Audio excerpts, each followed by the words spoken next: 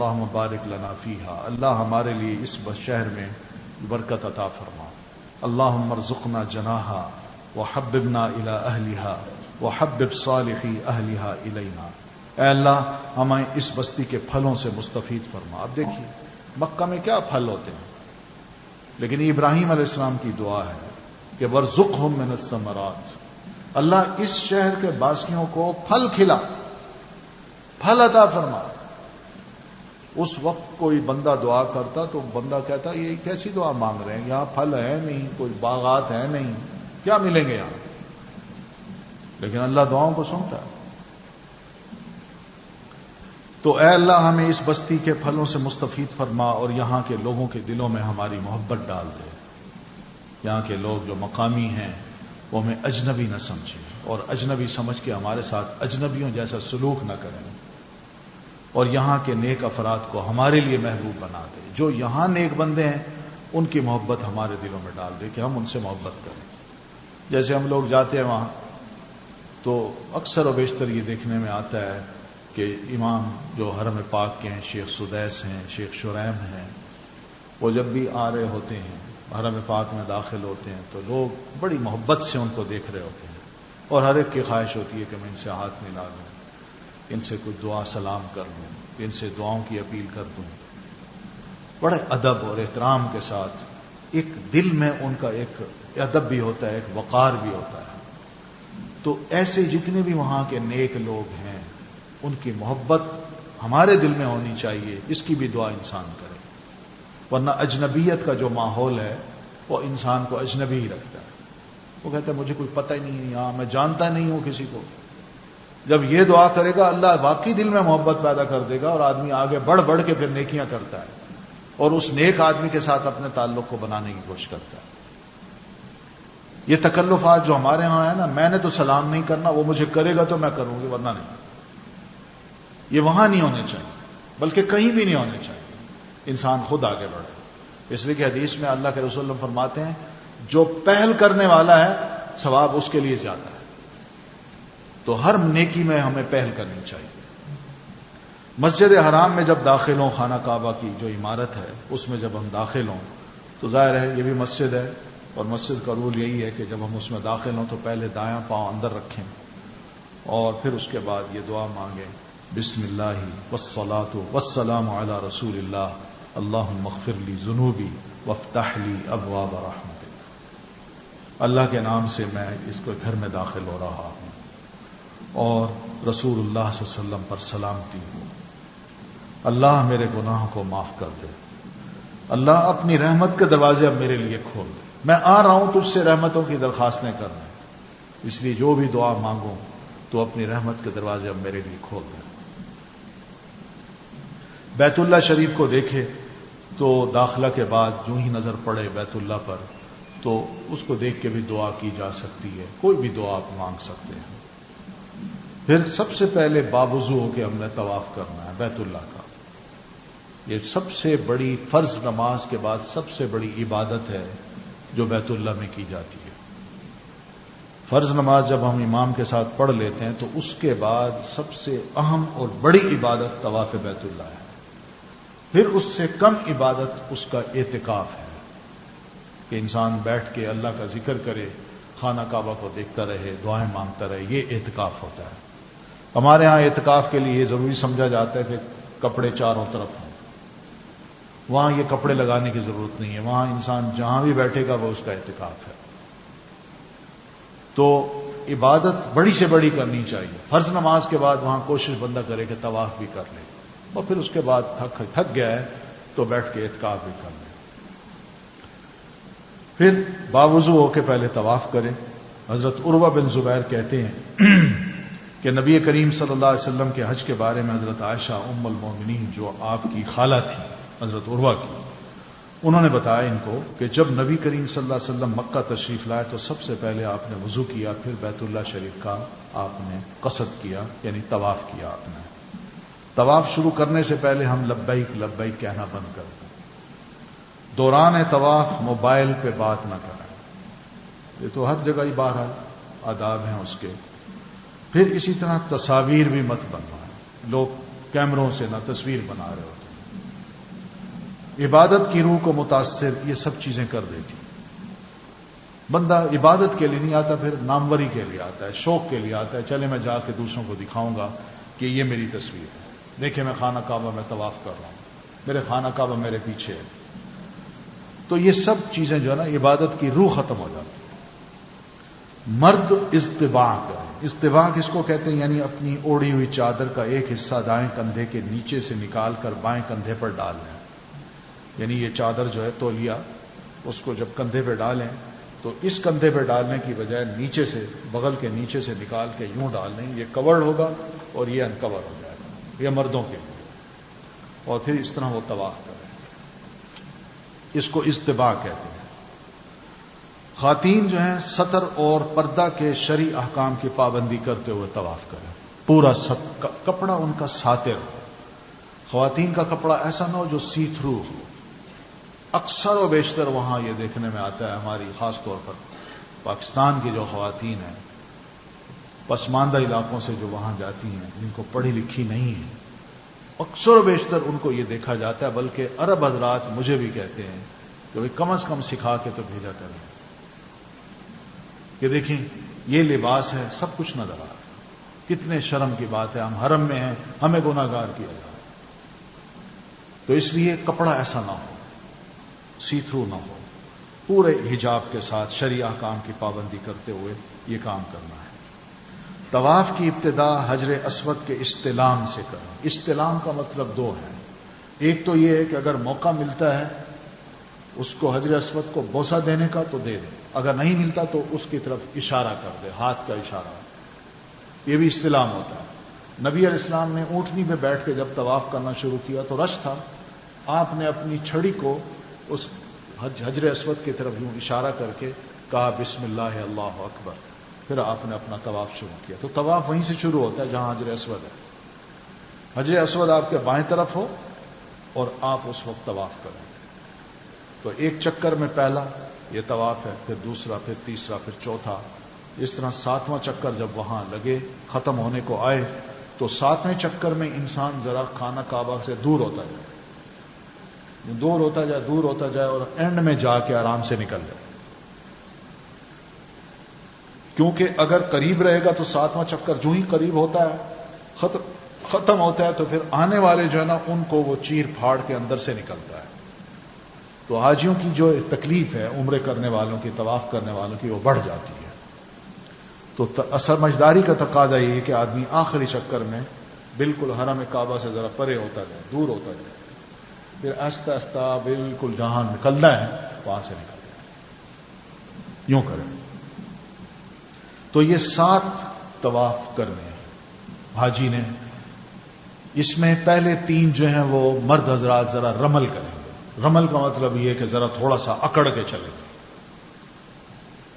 اکڑ کے اور جوش کے ساتھ چلیں گے. یہ اکڑ تھی نبی علیہ السلام نے شروع کی تھی، اور اس لیے کی تھی کہ مسلمان جب مدینہ گئے تھے تو ذرا بیمار بھی ہو گئے تھے، اور جب واپس آئے طواف کرنے کے لیے، عمرہ کرنے کے لیے، تو مشرکین جب آپ کو دیکھتے تھے مسلمان، وہ کہتے تھے ان کے اندر لڑائی کی ہمت ہی نہیں ہے، یہ کیا لڑیں گے ہمارے ساتھ. تو نبی علیہ السلام نے فرمایا رمل کرو، ذرا تھوڑا سا نہ اکڑ کے چلو، پتہ چلے ان کو ہم جوان ہیں.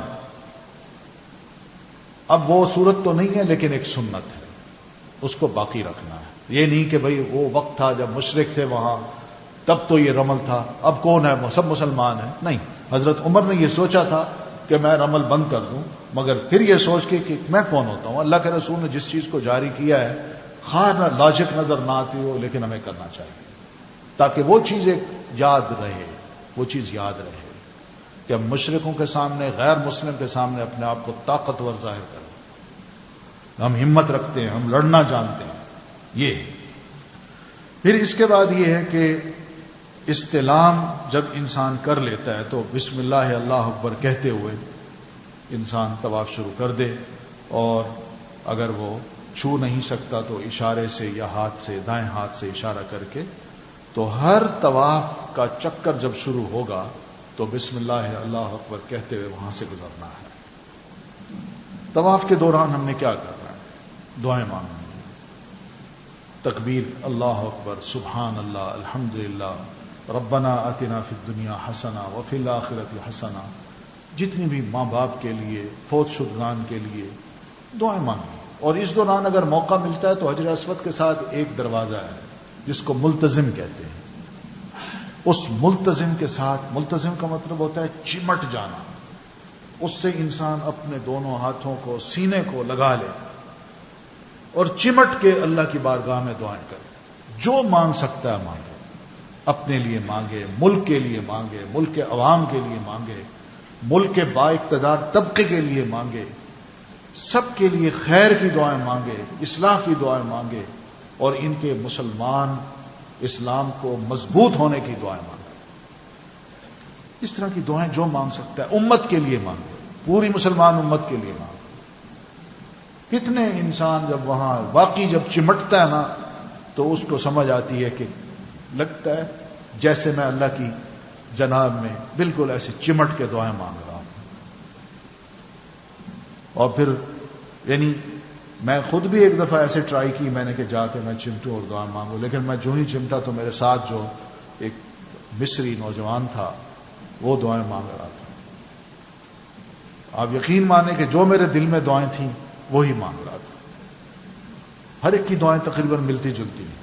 ہر ایک دکھی بھی ہے، گناہ گار بھی ہے. اس کو یہ بھی دکھ ہے کہ ہمارے ملک کے حالات ٹھیک نہیں، اس کو یہ بھی دکھ ہے امت مسلمہ کے حالات ٹھیک نہیں. تو اس لیے اس کی نیچرل یہی دعا تھی جو میں مانگ رہا تھا، جو میں مانگنا چاہتا تھا. جب میں نے دیکھا کہ وہ مانگ رہا ہے اور ماشاء اللہ رو رو کے مانگ رہا ہے تو بس اس کے بعد میں نے بھی اس کے پیچھے آمین آمین کہنا شروع کیا. تو بڑا مزہ آیا، بہت مزہ آیا. تو اس طرح یہ لطف بھی انسان اٹھائے، اس کا وہ لطف الگ ہے. پھر یہ کہ یہ جو ہے کہ ہر چکر میں کوئی پہلے چکر کی یہ دعا ہے، دوسرے چکر کی یہ، تیسرے چکر یہ کوئی مسنون نہیں ہے.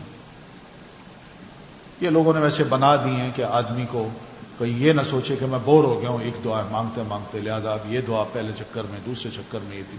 لیکن یہ ضروری نہیں ہے، مسنون نہیں ہے. کوئی بھی دعا آپ مانگیں، والدین کے لیے، فوت شدہ والدین ہیں، رشتہ دار ہیں، بزرگ ہیں، ان سب کے لیے مانگیے.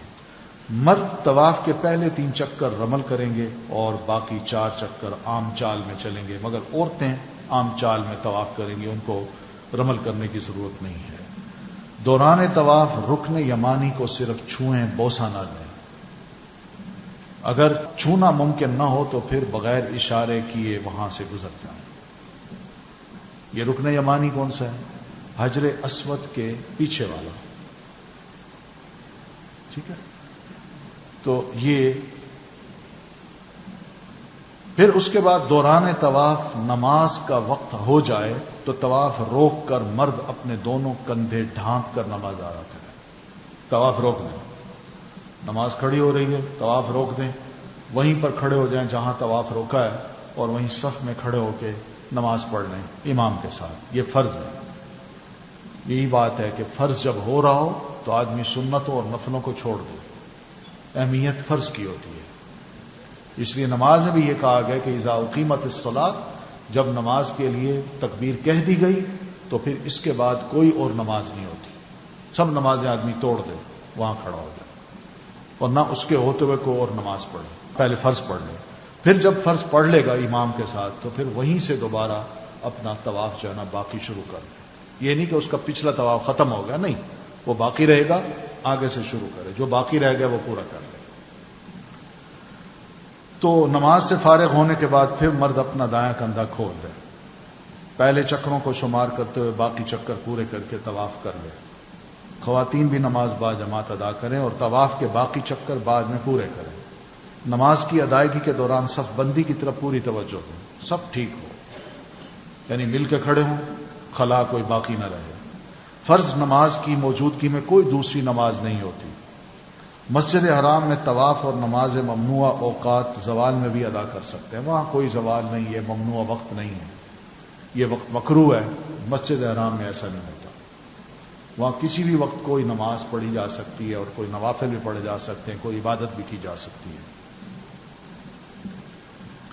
طواف مکمل کرنے کے بعد استوا ختم کر دیں، یعنی اب دونوں کندھے ڈھانک لیں مرد حضرات. احرام، اجتباء اور رمل صرف عمرہ کے طواف کے لیے ہے بس. باقی طواف زیارت ہے، طواف وداع ہے یا دیگر نفلی طواف کے لیے نہ احرام باندھیں، نہ اجتباء کریں اور نہ رمل کریں، بلکہ عام لباس میں جو شلوار قمیص ہمارا لباس ہے اس میں انسان طواف کر سکتا ہے. اب اس طواف کے بعد وہیں آپ دیکھیں گے ایک مقام ابراہیم ہے، تو وہ آپ کو ابھی انشاءاللہ دکھایا جائے گا. طواف مکمل کرنے کے بعد آیت میں واتخذوا من مقام ابراہیم مصلی، حضرت ابراہیم علیہ السلام کا جو مقام ہے اس کو ہر مسلمان مصلی بنائے، یعنی وہاں 2 رکعت نماز پڑھے. یہ کیوں کہا ہے؟ یہ اس لیے کہا ہے کہ بندے کو یہ یاد آ جائے گا کہ ابراہیم علیہ السلام نے کتنے اخلاص سے اللہ کا یہ گھر بنایا تھا جبکہ وہاں کوئی آبادی نہیں تھی. ان کی محنت وہاں سے فلسطین سے آئے اور پھر انہوں نے جو وہاں قربانیاں دیں، اپنے بچے کو ذبح کرنا، وہ مرحلہ بھی آیا. خانہ کعبہ بنانے کا حکم آیا تو وہ بھی بنا دیا. باپ بیٹے نے دونوں نے یہ کام کیا، اور جب کر رہے تھے تو ان کی عاجزی کی ایک دعا یہ تھی کہ ربنا تقبل منا انک انت السمیع العلیم، مولا یہ کام ہم نے کیا ہے اس کو قبول فرما، انک انت السمیع العلیم، اس لیے کہ دعاؤں کو سننے والا بھی تو ہے اور العلیم دلوں کی حالت کو جاننے والا بھی تو ہے. اس لیے انہوں نے یہ دعا کی تھی اور اللہ نے ان کی یہ دعا قبول کر لی. اس مقام کو اللہ نے کتنی عظمت عطا کی ہے بیت اللہ. تو یہ وہ چیز ہے جس سے پتہ چلتا ہے کہ وہاں مقام ابراہیم 2 پتھر ہیں جس پہ حضرت ابراہیم علیہ السلام نے کھڑے ہو کے خانہ کعبہ کی تعمیر کی تھی. تو وہ پتھر بطور یادگار کے وہاں موجود ہیں. تو ان کے وہاں نشانات ہیں. پاؤں کا نشان لگتا ہے ایک دائیں ایک بائیں، پاٹ بنا کے اس کے اندر رکھ دیا گیا ہے اور حاجی دیکھ سکتا ہے ان کو، بس دیکھنا ہے، باقی کچھ نہیں کرنا. اس کو چھونا یا اس سے تبرک حاصل کرنا اس کی ضرورت نہیں، بس صرف دیکھنا، پتہ چل جاتا ہے کہ ہاں. اور پھر اس مقام ابراہیم کو اپنے اور خانہ کعبہ کے درمیان رکھ کے اس کے پیچھے کھڑے ہو کے کہیں بھی، چاہے پیچھے کہیں جانا پڑے، وہاں جا کے 2 رکعت نماز ادا کر لیں. تو پہلی رکعت میں سورہ کافرون پڑھے اور دوسری رکعت میں سورۃ الاخلاص پڑھے. پھر اس کے بعد آب زمزم بھی ہے. آب زمزم کا چشمہ وہیں تھا، اب تو کور کر دیا گیا ہے، لیکن وہیں ساتھ ہی ٹوٹیاں لگا دی گئی ہیں، ٹیپ موجود ہے، وہاں سے پانی پی لے. اور پانی پینے سے پہلے ایک حدیث یاد رکھے. نبی علیہ السلام فرماتے ہیں ماء زمزم لما شرب لہ، زمزم کا پانی اسی نیت کے لیے ہوتا ہے جس کے لیے پیا جاتا ہے، اسی دعا کے لیے ہوتا ہے جس کے لیے پیا جاتا ہے. تو اس کا دوسرا مطلب یہ ہے کہ زمزم پینے سے پہلے بندہ دعائیں کر لے، اللہ مجھے یہ چاہیے، میری یہ ضرورت ہے، میں یہ چاہتا ہوں، اچھی دعائیں کرے تو انشاءاللہ وہ دعا کر کے بندہ پانی پیے. آپ صلی اللہ علیہ وسلم فرماتے ہیں لما شرب لہ، جس کے لیے اس نے دعا کی، جس مقصد کے لیے پی، تو اللہ تعالیٰ اس مقصد کو پورا کر دیتا ہے. اور یہ واقعی ہوتا ہے، واقعی ہوتا ہے. ایک بہت بڑے امام ہیں، عربی زبان کے تھے، خلیل ابن احمد الفراہیدی، بہت بڑے امام گزرے. ان کا بڑا کام ہے، کتابیں ہیں. علم تھا اس دور میں، ہر کوئی لکھ رہا تھا. یہ بھی گئے وہاں تو طواف کے بعد جب آئے مائے زمزم پہ تو پانی پینے سے پہلے ایک دعا کی، اللہ مجھے ایسا علم عطا کر، الہام کر جو آج تک تو نے کسی کو نہ دیا. یہ دعا کی. اب دیکھ کتنی بڑی عجیب دعا ہے. واپس جب آئے تو اللہ نے ان کے دل میں، دماغ میں ایک ایسی بات ڈالی کہ جس کو وہ ایسا علم ڈالا جس کو علم العروض کہتے ہیں. علم العروض یعنی جو عربی شاعری ہوتی ہے اس شاعری کا وزن ہوتا ہے، ہر بیت کا ایک وزن ہوتا ہے. تو وہ وزن کیا ہوتا ہے، اس کا ایک علم اللہ نے ان کو عطا کیا، اور اس علم کی وجہ سے بڑے لوگوں کی رہنمائی ہو گئی. اور جو بھی شاعری کرتا تھا یا جو بھی کوئی علم کی بات کرتا تھا، شعر میں پیش کرتا تھا، تو اس کو اسی اوزان پہ پرکھا جاتا ہے اور بتا دیا جاتا ہے کہ یہ وزن پورا ہے کہ نہیں. اور یہ اردو میں بھی یہ علم کام آتا ہے، فارسی میں بھی کام آتا ہے اور عربی میں بھی کام آتا ہے. یہ ہے. اسی طرح اور بھی بڑے علماء کی باتیں ذکر ہوتی ہیں کہ ایک عالم تھے خطیب بغدادی، انہوں نے بھی مائع زمزم پینے سے پہلے اللہ سے 3 دعائیں کی، تو وہ تینوں دعائیں اللہ تعالیٰ نے ان کی قبول کر زندگی میں ہی پوری ہو گئی. بڑی دلچسپ وہ دعا ہے ان کی. بہرحال وہ تینوں دعائیں اللہ تعالیٰ نے پوری کر لی. ابن عباس آب زمزم جب پیتے تو یہ دعا فرماتے تھے، اللہم انی اسألک علما نافعا ورزقا واسعا وشفاء من کل داء. کتنی خوبصورت دعا ہے، جامع دعا. یہ سیدنا ابن عباس نبی علیہ السلام کی کزن ہے، صحابی رسول ہیں، عالم ہیں، قرآن مجید کے ترجمان ہیں، اس کے علم رکھنے والے ہیں. دعا یہ کرتے ہیں، اللہ میں تجھ سے ایسے علم کا سوال کرتا ہوں جو مفید ہو، کیونکہ غیر مفید علم بھی ہوتا ہے، اس میں انسان بڑا وقت ضائع کر دیتا ہے، جس میں اکثر و بیشتر ہم کہتے ہیں سوال کرنے بیٹھ جاتے ہیں، یہ کیا چیز ہے، یہ کیا ہے. کیوں بھائی؟ Just for information. یہ جسٹ فار انفارمیشن والی جو علم ہے یہ کوئی مفید علم نہیں ہے. اور اسی طرح اور علم ہے، مثلا ہم بیٹھے ہیں ٹی وی پہ کرکٹ کا میچ ہو رہا ہے، اس کو دیکھ رہے ہیں، یا کوئز پروگرام آ رہا ہے اور اس میں ٹیسٹ یہ لیا جا رہا ہے، ہاں بھائی تم یہ گروپ یہ بتایا، یہ گروپ یہ بتایا جی فلاں نے فلاں میچ میں کتنی وکٹس گرائی تھی، فلاں نے فلاں میچ میں کتنی وکٹس حاصل کی تھی، کتنے سکور بنائے تھے. اب یہ کوئی علم ہے؟ یہ علم غیر مفید ہے، اس سے بچنا چاہیے. بہت سے ایسے علوم ہیں جن کے ہم ٹو میں رہتے ہیں کہ یہ بھی پتہ چل جائے، یہ بھی پتہ چل جائے، یہ بھی پتہ چل جائے، جس میں وقت کا ضیاع، جس کا کوئی فائدہ نہیں. اس ٹائم کو علم مفید میں خرچ کرنا چاہیے جو دنیا بھی سنوار دے اور آخرت بھی. پھر اس طرح رزقا واسعا، وسیع رزق عطا فرما. رزق تو اللہ دیتا ہے لیکن اس میں وسعت نہیں ہوتی، برکت نہیں ہوتی. آدمی کہتا ہے میں کماتا ہوں، پیتا ہوں، لے آتا ہوں، کچھ سمجھ نہیں آتی کہاں جاتا ہے. تو اس کے لیے دعا. اور پھر وشفاء من کل داء، کوئی بیماری جسم میں نہ لگے، اللہ اگر لگ جائے تو اس سے بھی شفا عطا فرما. کعبہ کے دروازے اور حجر اسود کے درمیان کا حصہ ملتزم ہے. زمزم پینے کے بعد ممکن ہو تو ملتزم سے چمٹ کر دعا بھی مانگ سکتے ہیں. پھر سعی کرنی ہے. سعی عبادت کی نیت سے صفا اور مروہ کے درمیان 7 چکر لگانا سعی کہلاتا ہے. یعنی یہاں سے نکل کے نا جب ہم حرم پاک کے مطاف میں ہوں جہاں کھلا صحن ہے اندر، تو اس میں آپ دیکھیں گے جہاں طواف ختم ہوتا ہے تو بالکل سامنے دیوار پہ اوپر کر کے ایک گرین رنگ کی ایک لائٹ لگی ہوئی ہے، وہاں طواف ختم ہوتا ہے. اور وہی جو لائٹ ہے اسی پر سیڑھیاں ہیں نیچے، تو انہی سیڑھیوں کو چڑھ کے سیدھے چلے جائیں تو سامنے صفا کی پہاڑی ہے. تو یہ سیدھے جب جائیں گے تو یہ سائی کے لیے جائیں گے. تو صفا کی پہاڑی پر پہنچ کے اب ہم نے چکر لگانے ہیں، سائی کرنی ہے. اور یہ سائی ہمیں یاد دلاتی ہے حضرت حاجرہ علیہ السلام کی دوڑ کی، جو انہوں نے اپنے بچے کے لیے پانی کی تلاش میں 7 چکر لگائے تھے. کبھی ادھر جاتی، پھر اتر کے وہاں جاتی، پھر ادھر چاروں طرف دیکھتی، پھر واپس آتی، اور درمیان میں جو چھوٹی سی پہاڑی آتی تھی بچہ اوٹ میں آ جاتا تھا تو وہاں دوڑ لگاتی تھی، جاتے ہوئے بھی آتے ہوئے بھی. تو یہ دوڑ لگانے کا جو حصہ ہے وہ اوپر جو بیم ہے اس پہ گرین لائٹ لگی ہوئی ہے، اور پھر اس کے آگے بھی لگی ہوئی ہے، یعنی اس کے درمیان دوڑ لگانی ہے، آتے ہوئے بھی اور جاتے ہوئے بھی. تو یہ سب چیزیں جو ہے نا بہرحال یہ بھی پڑھتے ہیں. عبادت کی نیت سے صفا اور مروہ کے درمیان 7 چکر لگانا سعی کہلاتا ہے.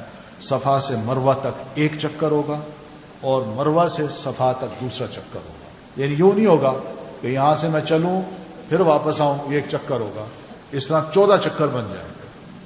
وہ نہیں، یہاں سے صفا سے یہ مروہ ہے، یہ صفا ہے، یہاں سے شروع کرنا ہے، مروے تک پہنچنا ہے، یہ 1 چکر ہے، پھر مروے سے واپس آنا ہے صفا تک، یہ دوسرا چکر ہے. تو اس طرح تیسرا، چوتھا، 5واں، 6واں، 7واں، مروے پہ آ کے 7واں چکر ختم ہوگا.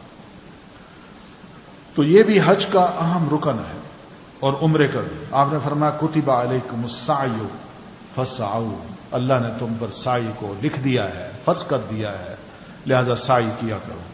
صفا اور مروہ کی سعی کے لیے آنے سے پہلے حجر اسود کا استلام کریں. باب صفا پر صفا پہاڑی کی طرف آئیں تو جب پہاڑی نزدیک آئے تو یہ دعا پڑھیں، یہ آیت پڑھیں، ان الصفا والمروۃ من شعائر اللہ، اور یہ کہیں ابدأ بما بدأ اللہ بہ، میں بھی اسی چیز سے شروع کرتا ہوں جس سے اللہ نے شروع کیا. یہ پڑھتے ہوئے صفا پہاڑی پر آئے، اتنا چڑھیں صفا پہاڑی تو وہ انہوں نے کور کر دی ہے، باڑ لگا دی ہے شیشے کی، اب صفا پہاڑی پہ کوئی بیٹھ نہیں سکتا، لیکن چڑھائی جو ہے اس چڑھائی پہ انہوں نے سنگ مرمر لگا دیا ہے، بس وہیں پر کھڑے ہو کے کعبہ کی طرف رخ کر کے ہم نے دعا مانگنی ہے اور یہ لفظ کہنے ہیں اللہ اکبر 3 دفعہ، اور پھر اس کے بعد یہ 3 دفعہ یہ کلمات کہنے ہیں لا الہ الا اللہ وحدہ لا شریک لہ لہ الملک ولہ الحمد وہو علی کل شیء قدیر لا الہ الا اللہ وحدہ انجز وعدہ ونصر عبدہ وہزم الاحزاب وحدہ۔ یہ آخری جو جملے اس کا مطلب یہی ہے کہ اس نے اپنا وعدہ پورا کیا، یعنی نبی علیہ السلام سے جو وعدہ کیا تھا وہ اللہ نے پورا کر دکھایا کہ آپ نے مکہ فتح کر لیا ہے اور کعبہ پاک صاف ہوگا، تو اللہ نے جو وعدہ کیا اس نے پاک صاف بھی کرا لیا، اس میں اب شرک کا کوئی کام نہیں ہوتا۔ اپنے بندے کی مدد فرمائی، یعنی اس کو فتح کرنے میں اللہ نے بندے کی مدد فرمائی، اور ایسے مجاہدین صحابہ کی صورت میں آپ کو دے دیے کہ بڑی آسانی سے آپ نے مکہ فتح کر لیا اور مکہ کو پاک بھی کر لیا۔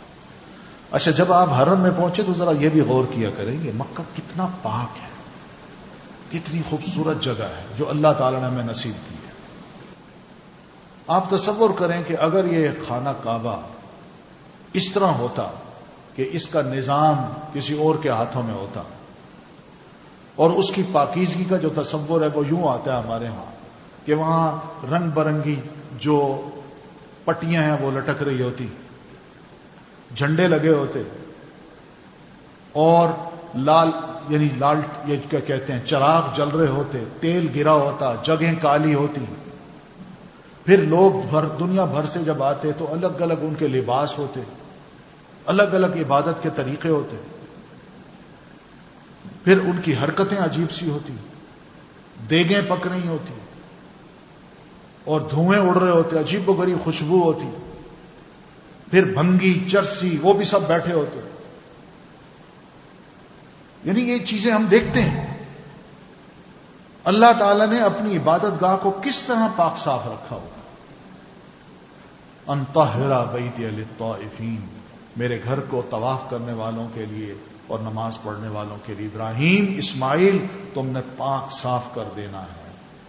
تو ابراہیم اور اسماعیل کو ماننے والے جو تھے وہ اللہ کے رسول بھی تھے، آپ کی اولاد سے تھے، تو رسول اللہ صلی اللہ علیہ وسلم نے بھی اس فرض کو ادا کیا ہے، اور اس کے بعد بھی الحمدللہ یہ فرض ادا ہوتا رہا ہے، اور اب جائیں تو ایسا خوبصورت منظر نظر آتا ہے، تو وہاں بالکل صفائی ہے، ستھرائی ہے، کوئی ایسی چیزیں نظر نہیں آتی کہ غیر اللہ کا تصور وہاں آ پائے، وہاں صرف اللہ ہی یاد آتا ہے۔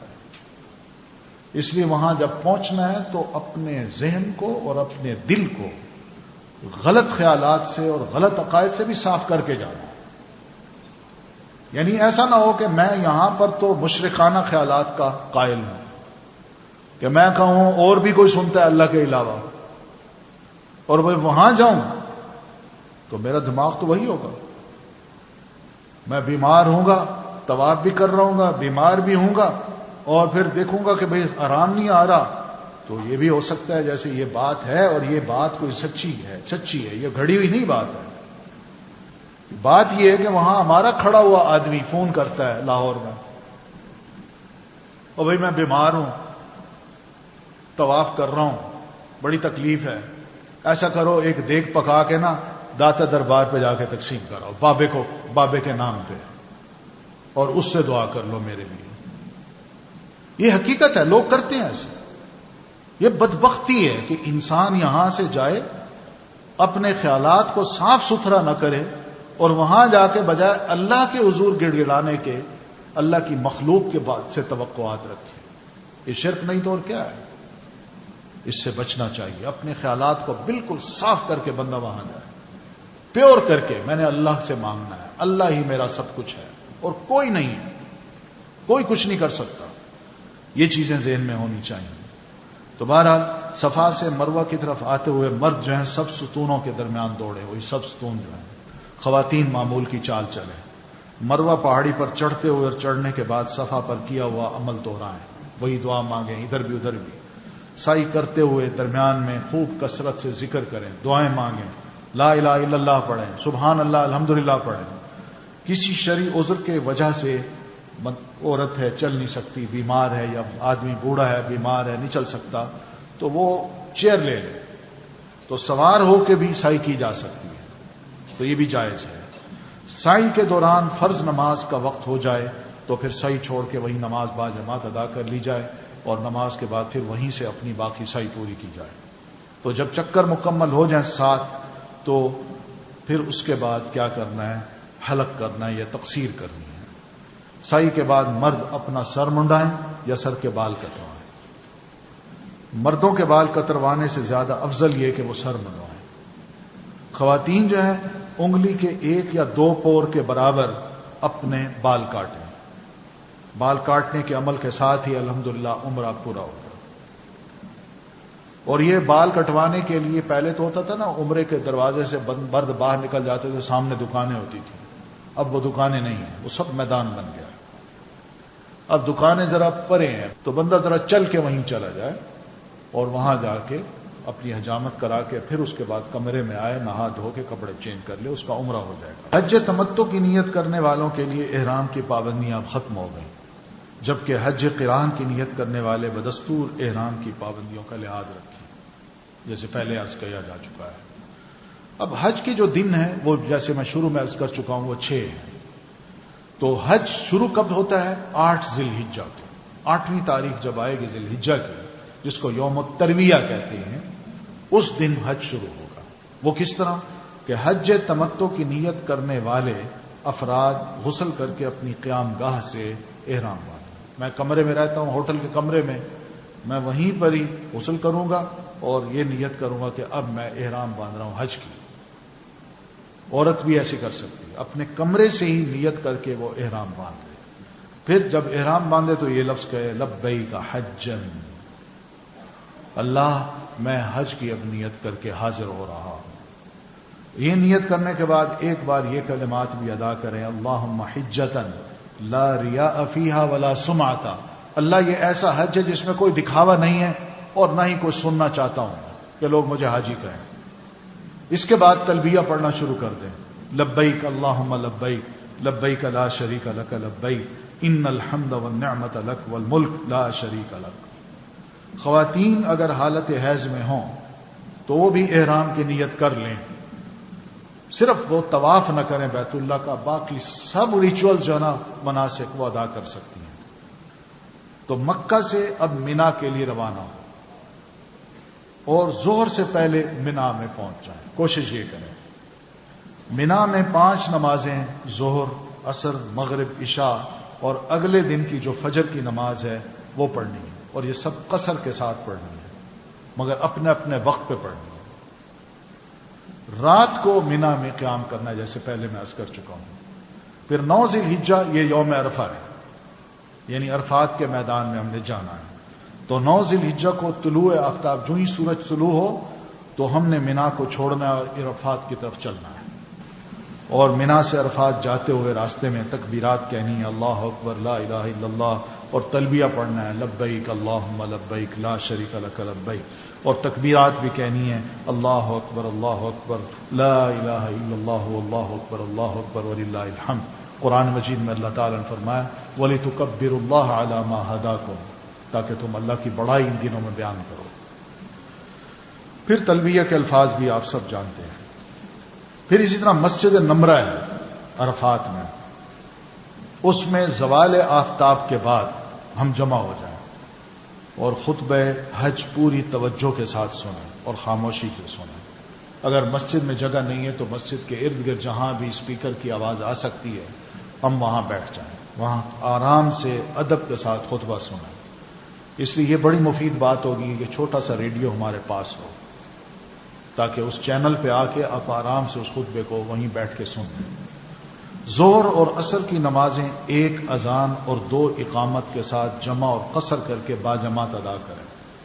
یہ وہاں جھگڑے ہوتے ہیں کہ نہیں جی الگ الگ پڑھنی اور پوری پڑھنی، یہ مسئلہ نہیں ہے، نبی علیہ السلام کی سنت ہے۔ حضرت عثمان رضی اللہ تعالیٰ عنہ نے اس کی وضاحت کی ہے، حدیث کی کتابوں میں موجود ہے، اس لیے اس پہ جھگڑنے کی ضرورت نہیں ہے۔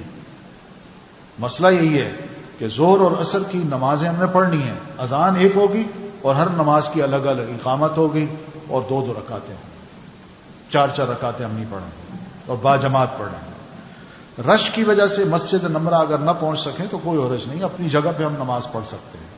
دونوں نمازوں کے درمیان کوئی سنت یا نفل نہیں ہے، صرف 2 فرض پڑھنے ظہر کے اور 2 فرض پڑھنے عصر کے۔ تو یہ نمازیں ادا کرنے کے بعد اب میدان عرفات میں مسجد چھوڑ کے ہم باہر آ جائیں، میدان عرفات ہے چاروں طرف، ہم وہاں جمع ہوں تو رش کی وجہ سے ممکن نہ ہو تو پہلے بھی ہم داخل ہو سکتے ہیں۔ بہرحال اب میدان میں کیوں جائیں گے؟ وقوف کے لیے، دعا مانگنے کے لیے۔ تو وقوف کے لیے میدان عرفات میں کھڑے ہو کر خیمے کے اندر یا باہر جہاں کہیں بھی جگہ ملتی ہے قبلہ رو ہو کے ہم الگ الگ کھڑے ہو کے انکساری اور عاجزی کے ساتھ اللہ سے دعا کریں۔ یہ عاجزی اور انکساری یہ ضروری ہے، وہاں الگ کھڑے ہو کے جتنا بھی اللہ سے لو لگا سکتے ہیں لگائیں، دعائیں مانگیں۔ تو بہرحال یہ بڑا اچھا وقوف ہوگا اور یہی حج کی وہ ایک اہم پارٹ ہے جو کہ ہم نے ادا کرنا ہے۔ کسی عذر کی وجہ سے 9 ذی الحجہ کے دن زوال آفتاب سے غروب آفتاب تک حاجی میدان عرفات نہ پہنچ پائے تو 10 ذی الحجہ کی طلوع فجر تک عرفات پہنچ جائیں۔ اگر کوئی وجہ بن سکی ہے سارا دن نہیں آ سکا تو کوشش کرے، پھر بھی پہنچنے کی کوشش کرے، لیکن طلوع فجر سے پہلے عرفات میں پہنچ جائے تب بھی اس کا یہ وقوف عرفہ ہو جائے گا۔ حج کرنے والے کے لیے اس دن کا روزہ نہیں ہے، 9 ذی الحجہ کو وہ روزہ نہ رکھے۔ ہم لوگ جو ہیں جو حرم میں نہیں ہیں بلکہ حج ادا نہیں کر رہے، دوسری جگہوں پہ رہ رہے ہیں، بغیر حج کے رہ رہے ہیں، تو وہ نیت کر سکتے ہیں کہ آج ہم روزہ رکھتے ہیں۔ تو 9 کا جو حج کا روزہ ہے، 9 ذی الحجہ کا، اس کا بڑا ثواب بھی ہے۔ اور نہ ہی اس دن کی کوئی نفل نمازیں ہیں، زیادہ سے زیادہ دعائیں مانگیں وقوف عرفات میں اور ذکر الہی کریں۔ عرفات قبولیت دعا کی بہترین جگہ ہے اور یوم عرفہ قبولیت دعا کا بہترین دن ہے۔ تو نبی صلی اللہ علیہ وسلم فرماتے ہیں عرفہ کے دن کے سوا کوئی اور ایسا دن نہیں جس میں اللہ کثرت سے اپنے بندوں کو آگ سے آزاد کرتا ہو اور فرشتوں کے سامنے ان حاجیوں کی وجہ سے فخر کرتا اور فرشتوں سے پوچھتا ہے کہ یہ لوگ کیا چاہتے ہیں۔ تو یہ میں حدیث سنا چکا ہوں آپ کو، تو یہ قیمتی وقت ہے، اس سے بھرپور فائدہ اٹھائیں۔ عرفہ کے دن بہترین دعائیں جو ہیں وہ دعائیں جو انبیاء علیہ السلام نے مانگی تھی، اور وہ ہے لا الہ الا اللہ وحدہ لا شریک لہ لہ الملک ولہ الحمد وہو علی کل شیء قدیر، یہ دعا بھی ہے اور ذکر بھی ہے۔ وقوف عرفہ فرض ہے، رہ جائے تو حج ادا نہیں ہوتا اور نہ ہی فدیہ دینے سے اس کی تلافی ہوتی ہے۔ عبد الرحمن بن یعمر صحابی ہیں، یہ کہتے ہیں کہ میں نبی اکرم صلی اللہ علیہ وسلم کے پاس تھا کہ کچھ لوگ آئے اور حج کے بارے میں انہوں نے دریافت کیا تو آپ نے فرمایا الحج عرفہ، حج عرفہ کا نام ہے، فمن ادرک لیلۃ عرفۃ قبل طلوع الفجر، جو شخص بھی عرفات کی رات کو طلوع فجر سے پہلے پا لیتا ہے، من لیلۃ جمع کی رات کو، فقد تم حجہ، تو اس نے گویا کہ اپنا حج پورا کر لیا۔ یعنی یہ میدان عرفات کا جو دن ہوتا ہے نا، اس کی رات جو ہے بات ہو رہی ہے۔ پھر یہ دن وہاں گزار کے اب غروب آفتاب جو ہی ہوگا، سورج غروب ہوگا، فوراً ہی وہاں سے نکلنا ہے، نماز مغرب نہیں پڑھنی وہاں، اور رخ کرنا ہے کس طرف؟ مزدلفہ کی طرف، اور بڑے اطمینان کے ساتھ اور وقار کے ساتھ روانہ ہونا ہے، جلد بازی نہیں کرنی۔ وہاں پھر پہنچ کے مغرب اور عشاء کی نمازیں جمع اور قصر کرنی ہیں، دونوں نمازیں ایک اذان اور 2 اقامت کے ساتھ ادا کریں، اور دونوں نمازوں کے درمیان کوئی سنت یا نفل نماز نہیں ہے۔ مزدلفہ میں رات سو کے گزاریں۔ مزدلفہ میں رات بسر نہ کر سکنے کی صورت میں جانور کی قربانی دیں، یہ دم ہے۔ اگر وہاں رات نہیں ہو سکی، پہنچ نہیں سکا بندہ، تو پھر جانور کی قربانی دے۔ خواتین، بچے، کمزور، بزرگ چاہیں تو آدھی رات مزدلفہ میں گزارنے کے بعد منا روانہ ہو جائے، وہ نکل جائے وہاں سے، اس لیے کہ بعد میں رش ہوگا، تکلیف ہو، یا دن چڑھتا ہے تو سورج کی گرمی اور تکلیف دیتی ہے، تو اس وجہ سے ان کی اتنی اجازت ہے۔ نماز فجر کے وقت سے ذرا پہلے ادا کریں، یعنی عام طور پر انسان فجر کا جب وقت ہوتا ہے، اذان ہوتی ہے تو اس کے بعد 15-20 منٹ 25 منٹ انتظار کر لیتا ہے، لیکن یہاں یہ ہو سکتا ہے نماز فجر کا جو ہی وقت ہوا، اذان ہوئی، فوراً جماعت پڑھ لے، یہ بھی ہو سکتا ہے، ذرا پہلے پڑھنا ہے۔ تو نماز فجر کے بعد اچھی طرح جب روشنی پھیلے اس وقت تک اپنی اپنی قیام گاہ پر قبلہ رخ بیٹھے یا کھڑے ہو کر تو دو ہاتھ اٹھا کے دعائیں بننا مانگے، خوب مانگے دعائیں. اور مزدلفہ سے مینا جاتے ہوئے چاہیں تو رمی کے لیے چنے کے دانے کے کچھ بڑی کنکریاں بھی چن لیں. چنے کے دانے سے ذرا بڑی کنکریاں وہ چن لی جائیں، جتنی مارنی ہیں وہ چن لیں. 21 پہلے دن کے لیے 14 یا 7 اور دوسرے دن کے لیے 21، پھر تیسرے دن کے لیے 21، اس طرح جمع کر لیں. ہر ایک اپنی اپنی کر لیں. پھر 10ویں ذی الحجہ آئے گا، یہ یوم النحر کہلاتا ہے.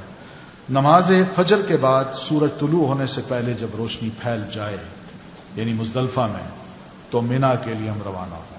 خوب دعائیں مانگتے مانگتے روانہ ہوں اور رستہ میں کثرت سے تلبیہ پڑھیں، لبیک اللہم لبیک. مزدلفہ سے مینا جب آئیں تو انتہائی سکون اور وقار کے ساتھ ہم آئیں.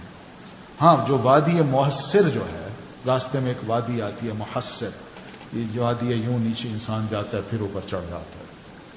اس وادی سے بڑی تیزی کے ساتھ گزرنا ہے. کیوں؟ اس لیے کہ یہ وہ وادی ہے جہاں اصحاب الفیل کو اللہ نے سزا دی تھی. وہ ابرہہ آیا تھا نا کہ اس نے چاہا تھا میں خانہ کعبہ گرا دوں، تو وہ اپنا لشکر ہاتھیوں کے ساتھ آیا تھا.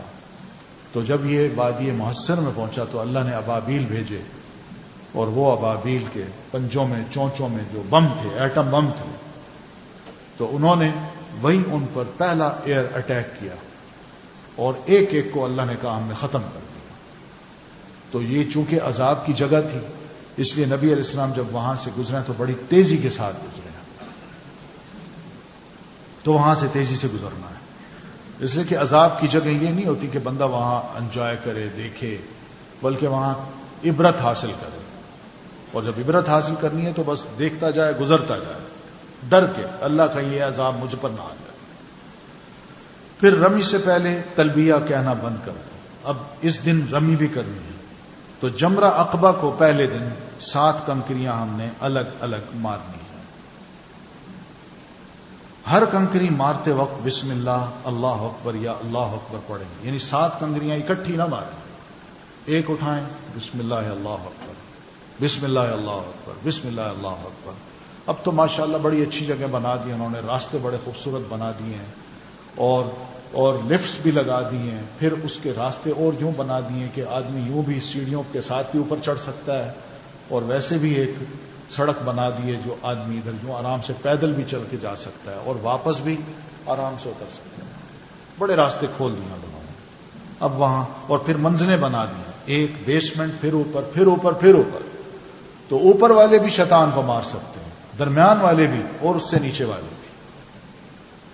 تو میں جب گیا تو میں نے دیکھا ماشاء لفٹس لگی ہیں، تو سیڑھیاں چڑھ کے جب اوپر میں پہنچا تو یہ دوسری منزل تھی. جب تیسری منزل کے لیے میں نے جانے چاہا تو وہاں پولیس کھڑی تھی، تو مجھے کہنے لگی جی اوپر نہیں جا سکتے. میں نے کہا یہ راستہ تو بنا ہوا ہے. کہتے ہیں ہاں بنا ہوا ہے، لیکن آج ہم نے بند کیا ہوا ہے. چلے، میں نے کہا ٹھیک ہے، لیکن میں نے ہلکا سا اس سے مذاق کیا. میں نے کہا میں یہ چاہتا ہوں کہ میں شیطان کے سر پہ جوتے ماروں، شیطان کے سر پہ کنکریاں ماروں. تو بہرحال سر پہ بھی ماری جا سکتی ہیں، درمیان میں بھی اور پاؤں میں بھی. اب بیسمنٹ سے لے کر اوپر تک انہوں نے وہ پلر جو ہے نا کھڑے کر دیے ہیں، اور آسانی سے آدمی، عورتیں آسانی سے اس کو بالکل قریب کھڑے ہو کے مار سکتے ہیں. اب وہ یعنی جھگڑے یا دھکم پے والی بات نہیں ہے. تو ہر کنکری مارتے وقت بسم اللہ اللہ اکبر یا اللہ اکبر پڑھنا ہے. کنکریاں مارنے کے بعد یہاں دعا نہیں کرنی، نہ رکنا ہے. بزرگ، کمزور، بیمار اور خواتین اگر کنکریاں نہیں مار سکتی تو وہ اپنی طرف سے کسی کو نائب مقرر کر لیں کہ میری طرف سے جا کے یہ کنکریاں مار لو. تو جوان جا کے مارا ہے. جمرہ عقبہ کی رم کا افضل وقت چاشت کے وقت کا ہے. چاشت کا وقت یعنی چاشت کا وقت کون سا ہے؟ یہی جو چاشت کی ہم نماز پڑھتے ہیں، یعنی 9 سے لے کر تقریباً 11 بجے کے درمیان کا جو وقت ہے. تو البتہ عذر یا بارش کی وجہ سے گنجائش ہے کہ 11 ذی الحجہ کی طلوع فجر تک کنکریاں ہم مار لیں، یہ گنجائش ملتی ہے. جمرہ عقبہ کی رمی کے بعد ہم قربانی کریں. 10 ذی الحجہ کی صبح سے لے کر 13 ذی الحجہ کے غروب آفتاب تک ہم قربانیاں کر سکتے ہیں. یہ سب قربانی کے دن ہیں. مینا یا مکہ میں کسی بھی جگہ حج کی قربانی ہم کر سکتے ہیں. استطاعت کے مطابق ایک یا ایک سے زیادہ جانوروں کی بھی ہم قربانی کر سکتے ہیں، کسی کی طرف سے بھی کی جا سکتی ہے. جو مسئلہ وہ اتنا ہے کسی کی طرف سے بھی.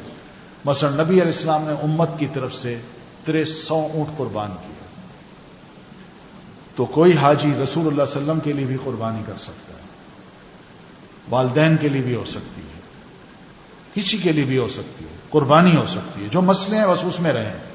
نمازیں کسی کی طرف سے نہیں پڑھی جا سکتی اور نہ ہی اسی طرح قرآن کسی کی طرف سے پڑھا جا سکتا ہے، بلکہ صرف جو مسئلے ہیں حج کسی کی طرف سے کیا جا سکتا ہے، عمرہ، یا پھر یہ ہے کہ کیا نام ہے اس کا، قربانی کسی کی طرف سے کی جا سکتی ہے. حج تمتع اور حج قران کرنے والوں کے لیے قربانی واجب ہے. جو قربانی نہ کر سکیں وہ حج کے دنوں میں 3 اور گھر جا کر 7 روزے پھر رکھیں. 3 وہاں رکھیں، پھر واپس جب پہنچے تو 7 گھر میں رکھیں. یہ قرآن کا مسئلہ ہے. قربانی کے بعد مرد جو ہیں وہ سر منڈوائیں یا تقصیر کروائیں، عورتیں صرف تقصیر کریں، ہلکے سے بال کاٹ لیں. بال کٹوانے سے افضل ہے کہ بال منڈوائیں. حلق یا تقصیر کے بعد بیوی کے سوا تمام چیزیں جو احرام کی حالت کی وجہ سے حرام تھیں اب حلال ہے. یہ ایک تحلل اول ہے جو میں پہلے عرض کر چکا ہوں. اب اس کے بعد طواف زیارہ کرنا، اس کا دوسرا نام طواف افاضہ بھی ہے. 10 ذی الحجہ کو آخری کام طواف زیارت کا ہے. طواف زیارت حج کا فرض رکن ہے. اگر ادا کرنے سے رہ جائے تو کفارہ، دم یا فدیہ دینے سے اس کی تلافی نہیں ہوتی، کفارہ دینا ہے. ممکن ہو تو غسل کرے، ورنہ کپڑے تبدیل کر کے عام لباس میں جا کے طواف کرے. طواف زیارت میں احرام نہ پہنے کیونکہ اب احرام کھول دیا ہے. استباء اور رمل بھی نہ کرے، عام کپڑے پہنے، اب وہ استباء کرنے کی ضرورت نہیں. طواف کے بعد مقام ابراہیم کے قریب 2 رکعت نفل ادا کریں. یہ تفصیلی مسئلے ہم پڑھ چکے ہیں. کسی وجہ سے اس دن طواف نہ ہو سکے تو ایام تشریق جو ہیں 11 سے لے کر 13 تاریخ تک اس میں ہم طواف کریں. یہی طواف زیارہ یا طواف افاضہ. بیمار صحت یاب ہونے کے بعد اور حائضہ پاک ہونے کے بعد طواف کریں. طواف زیارہ کے بعد احرام کی تمام پابندیاں ختم ہو گئیں، حتیٰ کہ بیوی کے ساتھ تعلق کی پابندی بھی اب ختم ہو گئی. تو یہ ہے وہ. لیکن اگر کوئی یہ کہے کہ میں ٹکٹ بک کرا چکا ہوں اور حائضہ عورت جو ہے نا وہ پاک نہیں ہو سکتی الا یہ کہ وہ دن گزر جائے، تو ایسی صورت میں عورت کو یہ اجازت دی گئی ہے کہ وہ جا کے طواف زیارت کر لیں. یہ علماء کا ایک مسئلہ آیا ہے جو کہ سعودی عرب کی جو علماء کی ٹیم ہے، ان کی لجنہ ہے، انہوں نے یہ مسئلہ بتایا ہے. حج کی سعی، حج تمتع کرنے والے طواف زیارت کے بعد حج کی سعی کر لیں تو صحیح کے احکام گزر چکے ہیں.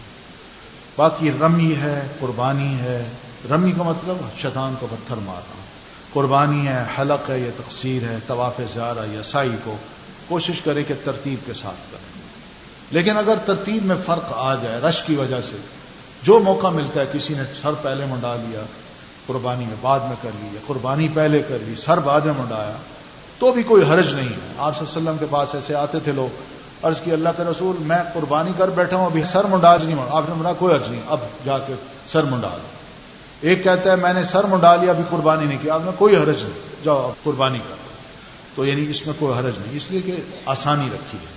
سعی کے بعد رات واپس منا آ کے گزارنی ہے. اب بعد میں ایام تشریق جو ہیں یہ منا میں ہم نے گزارنی ہے.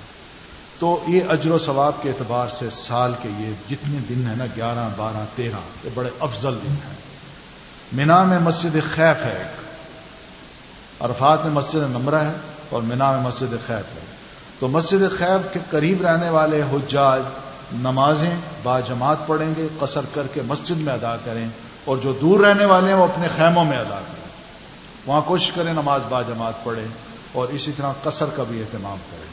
ایام تشریق میں روزانہ زوال آفتاب کے بعد تینوں جمرات، پہلا جمرہ اولا کہتے ہیں، دوسرا جمرہ وسطیٰ اور جمرہ عقبہ جو سب سے بڑا ہے پیچھے، ان کو بالترتیب پہلے دن صرف شیطان بڑے کو مارنا ہے، پھر دوسرے دن جو ایام تشریق شروع ہوں گے تو اس میں بالترتیب ہم نے کنکریاں مارنی، پہلے کو پھر دوسرے کو پھر تیسرے، ساتھ ساتھ کنکریاں. سعودی علماء نے رش کی وجہ سے اور لوگوں کی سہولت کے اوقات کے لیے کچھ وسعت دی ہے، اس کو بھی اختیار کیا جا سکتا ہے، لیکن الحمدللہ اب یہ آسانی ہو گئی ہے. پہلے بڑے کو پھر درمیان والے کو، یا پہلے درمیان والے کو پھر بڑے کو پھر چھوٹے کو، تو اس میں بھی کوئی حرج نہیں۔ ترتیب میں غلطی ہو گئی تو دوبارہ اس کو درست کرو، یہ مسئلہ ہے۔ یا ایک جانور کی قربانی دے دیں اگر غیر مرتب طریقے سے کنکریاں ماری ہیں تو ہر جمرہ کو 7 الگ الگ کنکریاں مارنی ہیں، اور ہر کنکری مارتے وقت اللہ اکبر کہنا ہے۔ جمرہ اولا اور جمرہ وسطیٰ کو کنکریاں مارنے کے بعد ذرا ہٹ کر قبلہ رخ ہو کر دعا کریں، لیکن جمرہ عقبہ کے قریب دعا نہ کریں، یہ بڑا شیطان ہے، اس کے قریب دعا نہ کریں، اور جگہ جو ہے نا ذرا پرے ہٹ کے وہاں دعا کی جا سکتی ہے۔ ایام تشریق اللہ کے ذکر کے لیے ہیں، اس لیے ان میں خوب اللہ کا ذکر کریں، کوئی گپ شپ نہ ہو، سیاست نہ ہو۔ وقت ہوتا ہے آدمی کے ساتھ، آدمی بور ہو جاتا ہے، بیٹھ بیٹھ کے قرآن پڑھے، دعائیں کرے، ذکر کرے، لیکن اور کام نہ کرے۔ ایام تشریق کے تینوں دن کوشش کریں مینا میں گزارے، ورنہ راتیں تو مینا میں ضرور گزارنی ہے۔ 12 ذی الحجہ کو مکہ واپس آنا چاہیں تو اس دن کی رمی کریں اور سورج غروب ہونے سے قبل مینا سے نکل جائیں اور مکہ آ جائیں، بس مینا کا ختم۔ 12 ذی الحجہ کو مینا میں سورج غروب ہو جانے کی صورت میں پھر رات وہیں گزاریں، اور 13 ذی الحجہ کی رات گزار کے پھر دن کو رمی کر کے مینا کو چھوڑ دیں اور چلے آئیں۔ اب طواف وداع کرنا ہے۔ حج مکمل کرنے کے بعد مکہ مکرمہ سے رخصت ہونے سے قبل الوداعی طواف ضرور کریں۔ طواف وداع حج کے واجبات میں سے ہے۔ رسول اکرم صلی اللہ علیہ وسلم کا ارشاد ہے، اللہ کے گھر سے آخری ملاقات کے بغیر تم میں سے کوئی شخص بھی واپسی اختیار نہ کرے۔